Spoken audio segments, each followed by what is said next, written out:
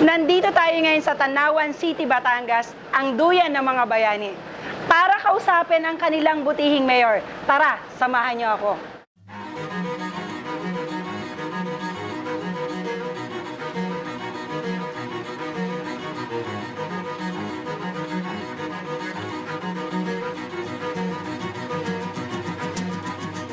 Kasama po natin ang first termer mayor ng Tanawan, Batangas. Walang iba kundi si Mayor Tony Halili.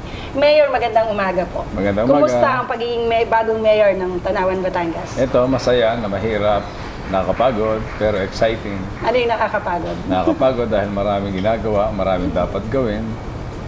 Hindi biro ang maging mayor sa isang syudad. Kailangan talaga nagtatrabaho. Ano yung exciting, Mayor? Exciting because very challenging. The mere fact na marami kang nakitang problema, marami kang dapat ayusin. Ibig sabihin, kailangan talagang ilabas mo yung nalalaman mo at sipag-sipagan para talagang nakita ng tao na mayroon kang ginagawa, masulit, sabi nga yung kanilang boto. Itong Tanawan kasi, very unique na city. Marami ditong hindi ganun kasimple ang magpatakbo ng bayan ng Tanawan.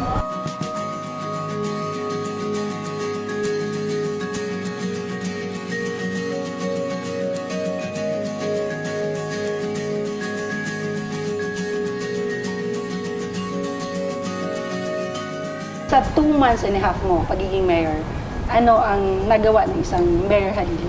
Well, of course, mga intangibles. Yung tipong wala pa naman kasi kaming... Hindi kailangan ng budget. Hindi pa kailangan ng budget sapagkat hindi naman ganun kadali ang proseso makakuha ng budget. Walang ang pondo ay dumadaan sa process na kailangan aprubahan ng ating sangguniang panglungsod. Kaya most of the things that I did, yung mga pangunahin na nagiging problema noon, katulad ng traffic. Ang traffic kasi dito sa Tanawan, medyo masama ang kondisyon noon. Naayos natin ang traffic, although may pailan-ilan ng mga pasaway. Sabi nga nung iba, kailangan talaga pala na talagang magtrabaho ang mayor dahil kung hindi, pag continuous yung gagawin ng mga pasaway dyan, ng mga driver, hindi talaga mag-improve ang takbo ng traffic dito.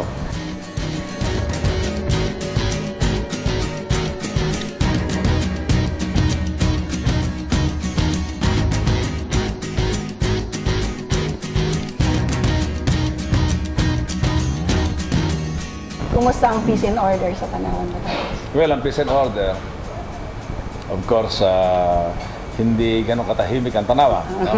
Pero pinipilit natin gawin na matahimik. 2 days ago, nagpalit ako ng chief of police sapagkat sa aking palagay, yung dating hepe ay hindi masyado nakapag-perform ng maayos according to my standard. Hindi na medyo yung standard na aking naset. No? Kaya't nag-request ako ng pagpapalit ng hepe. At 2 days ago, nakita ko naman yung kapalit na si Colonel Olaso na maayos at very eager, very enthusiastic about his work.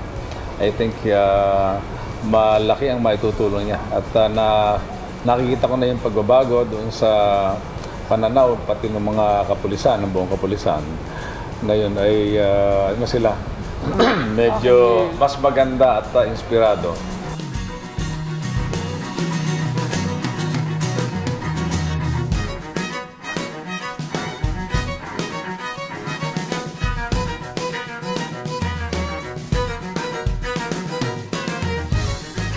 Mayor, bakit tinawag na First Philippine Industrial Park ang Tanawan, Batangas? Well, andito yung FPIP, yung First Philippine Industrial Park.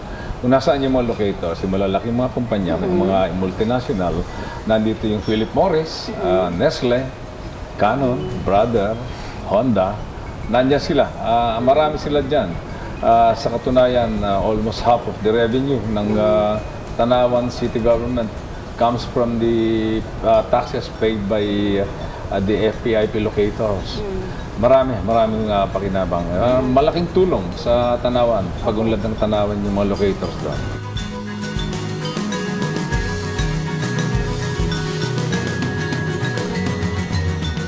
Para para sa first termer mayor ng Tanawan, Batangas at para sa lungsod ng Tanawan, Batangas, we give thumbs up.